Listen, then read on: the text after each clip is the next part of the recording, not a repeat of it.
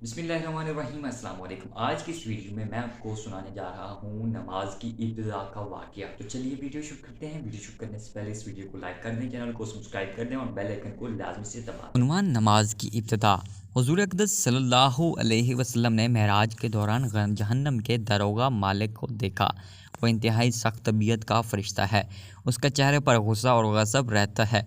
आप सल्लल्लाहु अलैहि वसल्लम ने उसे सलाम किया। दरोगा ने सलाम का जवाब दिया, खुशामदीद भी कहा, लेकिन मुस्कुराया नहीं। उस पर हुज़ूर नबी अकरम सल्लल्लाहु अलैहि वसल्लम ने जिब्राईल अलैहिस्सलाम से फरमाया, ये क्या बात है कि मैं आसमान वालों में से जिससे भी मिला उसने मुस्कुरा कर मेरा इस्तकबाल किया, मगर मैं दरोगा जहन्नम ने मुस्कुरा कर बात नहीं की।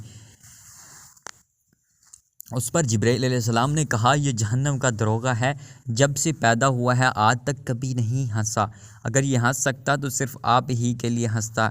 ये बात अच्छी तरह जान लें कि नबी करीम सल्लल्लाहु अलैहि वसल्लम को मेराज जागने की हालत में जिस्म और रूह दोनों के साथ हुई। बाज़ लोग मेराज को सिर्फ एक ख्वाब कहते हैं और बाज़ कहते हैं सिर्फ रूह गई थी, जिस्म साथ नहीं गया था। अगर ये दोनों बातें होती तो फिर मेराज के वाक़े की भला क्या ख़ुसूसियत थी। ख्वाब में तो आम आदमी भी बहुत कुछ देख लेता है। मेराज की असल ख़ुसूसियत ही ये है कि आप सल्लल्लाहु अलैहि वसल्लम जिस्म समेत आसमानों पर तशरीफ़ ले गए। लिहाजा गुमराह लोगों के बहकावे में मत आएँ। और फिर ये बात भी है कि अगर ये सिर्फ ख्वाब होता या मेराज सिर्फ रूह को होती तो मुशरिकीन मक्का मजाक ना उड़ाते, जबकि उन्होंने मानने से इनकार किया और मजाक भी उड़ाया। ख्वाब में देखे किसी वाक़े पर भला कोई क्यों मजाक उड़ाता। मेराज के बारे में इस मसले में भी इख्तलाफ पाया जाता है कि नबी अकरम सल्लल्लाहु अलैहि वसल्लम ने अल्लाह ताला को देखा या नहीं। इस बारे में दोनों तरह की अहादीस मौजूद हैं। इस मामले में बेहतर ये है कि हम खामोशी इख्तियार करें, क्योंकि ये हमारे एहतिकाद का मसला नहीं है। न हमसे क़यामत के दिन ये सवाल पूछा जाएगा। हुज़ूर सल्लल्लाहु अलैहि वसल्लम अल्लाह ताला से हम कलामी के बाद आसमानों से वापस ज़मीन पर तशरीफ़ ले आए। जब अपने बिस्तर पर पहुँचे तो वो उसी तरह गर्म था जिस तरह छोड़ कर गए थे।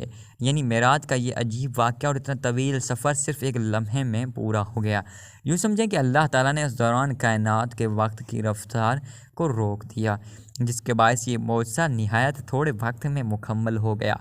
मेराज की रात के बाद जब सुबह हुई और सूरज ढल गया तो जिब्राईल अलैहिस्सलाम तशरीफ़ लाए। उन्होंने इमामत करके आप सल्लल्लाहु अलैहि वसल्लम को नमाज़ पढ़ाई, ताकि आपको नमाज़ों के औकात और नमाज़ों की कैफ़ियत मालूम हो जाए। मेराज से पहले आप सल्लल्लाहु अलैहि वसल्लम सुबह शाम दो दो रकात नमाज अदा करते थे और रात में क़याम करते थे। लिहाजा आप सल्लल्लाहु अलैहि वसल्लम को 5 फ़र्ज़ नमाज़ों की कैफ़ियत इस वक्त तक मालूम नहीं थी। जिब्राईल अलैहिस्सलाम की आमद पर हुज़ूर नबी अकरम सल्लल्लाहु अलैहि वसल्लम ने ऐलान फरमाया कि सब लोग जमा हो जाएं। चुनांचे आप सल्लल्लाहु अलैहि वसल्लम ने जिब्राईल अलैहिस्सलाम की इमामत में नमाज अदा की और सहाबाए कराम रज़ियल्लाहु ताला अन्हुम ने आपकी इमामत में नमाज अदा की। ये ज़ोहर की नमाज थी। उसी रोज़ उसका नाम ज़ोहर रख दिया गया, इसलिए कि वो ये पहली नमाज थी कि जिसकी कैफियत ज़ाहिर की गई थी। चूँकि दोपहर को अरबी में ज़हीरा कहते हैं, इसलिए ये भी हो सकता है ये नाम इस बुनियाद पर रखा गया हो क्योंकि ये नमाज़ दोपहर को पढ़ी जाती है। इस नमाज में आपने 4 रकात पढ़ी और कुरान करीम आवाज़ से नहीं पढ़ा था। इसी तरह असर का वक्त हुआ तो असर की नमाज़ अदा की गई।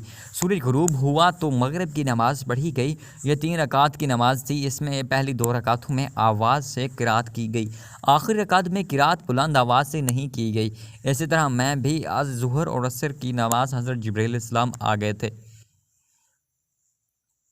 आप सल्लल्लाहु अलैहि वसल्लम की इमामत में नमाज अदा कर रहे थे और सहाबाए कराम नबी अकरम सल्लल्लाहु अलैहि वसल्लम की इमामत में। उसका मतलब है हुज़ूर नबी अकरम सल्लल्लाहु अलैहि वसल्लम इस वक्त मुक्तदी भी थे और इमाम भी। रहा ये सवाल कि ये नमाज़ कहाँ पढ़ी गई, तो इसका जवाब ये है कि खाना काबा में पढ़ी गई और आप सल्लल्लाहु अलैहि वसल्लम का रुख बैतुल मुक़द्दस की तरफ था, क्योंकि उस वक्त क़िबला बैतुल मुक़द्दस था। हुज़ूर नबी अकरम सल्लल्लाहु अलैहि वसल्लम जब तक मक्का मुअज़्ज़मा में रहे उसी की सिमत मुँह करके नमाज अदा करते रहे। जिब्रील अलैहिस्सलाम ने पहले दिन नमाज़ों के अव्वल वक्त में ये नमाज़ पढ़ाई और दूसरे दिन आखिर वक्त में, ताकि मालूम हो जाए नमाज़ों के औकात कहाँ से कहाँ तक हैं। इस तरह ये 5 नमाज़ें फ़र्ज़ हुईं और उनके पढ़ने का तरीका भी आसमान से नाजिल हुआ। आज कुछ लोग कितने कहते नज़र आते हैं नमाज का कोई तरीका कुरान से साबित नहीं, लिहाजा नमाज किसी भी तरीके से पढ़ी जा सकती है। हम तो बस कुरान को मानते हैं। ऐसे लोग सही गुमराही में मुब्तला हैं। नमाज का तरीका भी आसमान से ही नाजिल हुआ है और हमें नमाज इसी तरह पढ़ना होगी जिस तरह नबी अकरम सल्लल्लाहु अलैहि वसल्लम और आपके सहाबा रज़ियल्लाहु ताला अन्हुम पढ़ते रहे।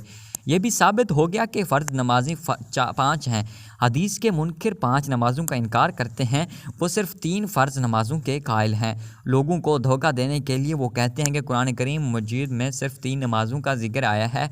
हालांकि अव्वल तो उनकी ये बात है ही झूठी, दूसरी ये कि जब हदीस से 5 नमाज़ें साबित हैं तो किस मुसलमान के लिए उनसे इनकार करने की कोई गुंजाइश नहीं रहती। 5 नमाज़ों की हिकमत के बारे में उलमा ने लिखा है कि इंसान के अंदर अल्लाह ताला ने 5 हवास यानी 5 हिस्से रखी हैं।